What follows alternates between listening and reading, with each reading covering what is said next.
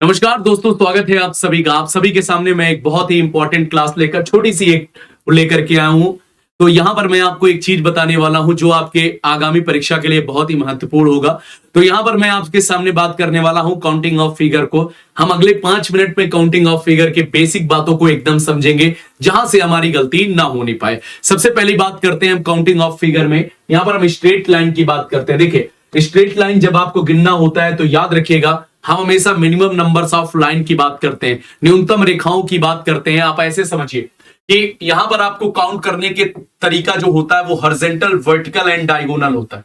यहां पर आप कोई भी लाइन अगर आप काउंट करते हैं तो याद रखिएगा ये तीन बातें आप हमेशा लिख लीजिए, हॉरिजॉन्टल, वर्टिकल एंड डायगोनल। अब आप यहां पर देखिए, ये जो आपकी नीचे वाली लाइन है ये एक हॉरिजॉन्टल लाइन है, यहां पर ये एक हो जाएगा।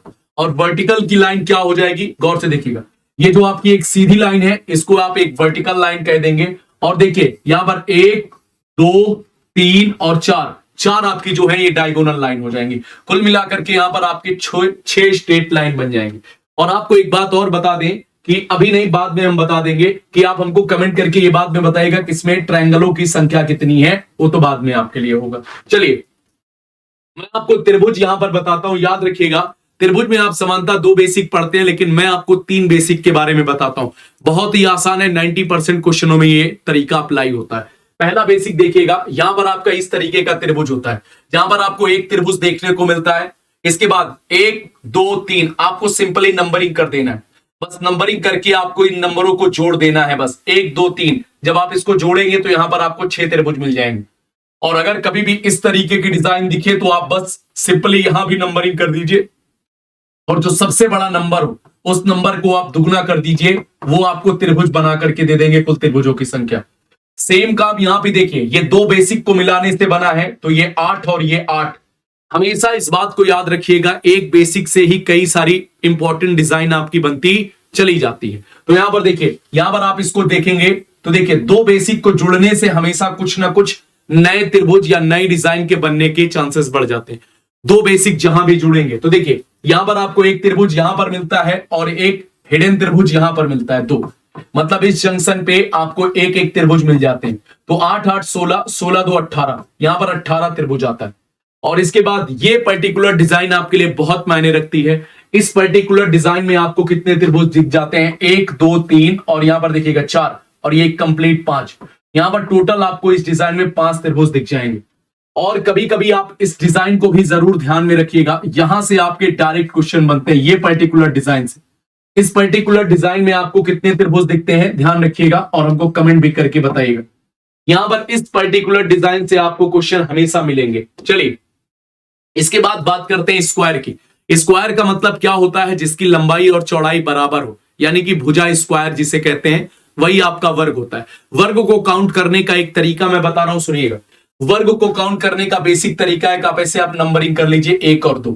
जब आप नंबरिंग करते हैं तो सबसे बड़ी रो और सबसे बड़े कॉलम को उठाइए और उन दोनों को क्या करिए, आपस में मल्टीप्लाई कर दीजिए और दोनों में से -1 करके प्लस करिए। यानी कि 2 - 1 1 हो जाएगा और इसके बाद 2 - 1 1 हो जाएगा। और ये प्रक्रिया तब तक एक कम करते जाएंगे जब तक कि ये 0 ना हो जाए, कोई एक 0 ना हो जाए। याद रखिएगा, कोई एक 0 ना हो जाए। तो यहां पर आपका 5 हो गया।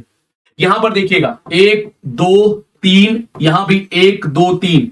आपको क्या करना है, सबसे बड़ी रो, मतलब यहां पर देखिए 3 × 3, इसके बाद प्लस 2 × 2, फिर प्लस 1 × 1। हमने क्या किया, 3 - 1, फिर उसके बाद 2 - 1, ये काम किया है। तो यहां पर कितना हो जाएगा, देखिए 9 + 4 + 1, यहां पर कितने हो जाएंगे आपके 14 स्क्वायर। यहां पर भी वही काम करेंगे, देखिए 1, 2, 3 एंड 4, यहां पर 2, 3 एंड 4 कितना हो जाएगा, 4 × 4 + 3 × 3 + 2 × 2 + 1 × 1 कितना हो जाएगा, यहां पर 16, 9, 4 एंड 1 कितना हो जाएगा, ये 40, ये आपका आ जाएगा 30। यहां पर 30 आपके हो जाएंगे। हमने त्रिभुज देख लिया, स्ट्रेट लाइन देख लिया और इसकी बात कर लिया। अब आइए सबसे इंपॉर्टेंट और सबसे महत्वपूर्ण की बात करते हैं, रेक्टेंगल की बात करते हैं। रेक्टेंगल भी स्क्वायर की ही तरह होता है। तो यहां पर याद रखिएगा, सभी वर्गों को, सभी वर्ग जो होते हैं, सभी वर्ग आयत होते हैं, इस बात को याद रखिएगा। लेकिन कभी कभी एग्जाम में केवल एक शब्द आ जाता है, केवल आयत। और केवल आयत के बारे में आप क्या जानते हैं, हमको एक क्वेश्चन मैं आपको दूंगा, हमको बाद में आप कमेंट करके बताइएगा। सुनिए, यहां पर आपको भी यहां भी नंबरिंग करना है, सेम प्रोसेस नंबरिंग करना है, और आपको 1+2 कॉमा 1+2 मतलब रो को अलग जोड़ लेना है और कॉलम को अलग जोड़ लेना है। इन दोनों को अलग जोड़ करके आपस में मल्टीप्लाई कर देना। 3 × 3 = कितना हो जाएगा? 9। तो यहां पर 9 आयत आपकी हो जाएंगी। कितना भैया? 9 आयत हो जाएंगी। यहां पर देखिएगा 1 2 3, यहां पर 2 और 3। यहां पर भी आपको क्या करना है? 1+2 + 3 इंटू 1+2 + 3 कर देना है आपको, यानी कि कितना हो जाएगा? 6 × 6 = कितना हो जाएगा? 36। यहां पर क्या करना है? 1 2 3 एंड 4, यहां पर 2 3 एंड 4। आपको क्या करना है? सिर्फ सिंपली 1+2 + 3 + 4 मल्टीप्लाइड बाई कितना हो जाएगा? 1+2 + 3 + 4। याद रखिएगा, ये जरूरी नहीं है कि सब एक ही क्रम में आपको देखने को मिले, ये चीजें आपकी ऊपर नीचे भी हो सकती हैं। इसका योग 10 × 10 = 100 हो जाएगा। तो यहां पर आपका 100 आयत हो जाएंगे। मैंने आपसे कहा कि आप सभी से मेरी गुजारिश है कि आप इन तीनों क्वेश्चन में हमको केवल आयत बताइएगा, कितने केवल आयत हैं इसमें।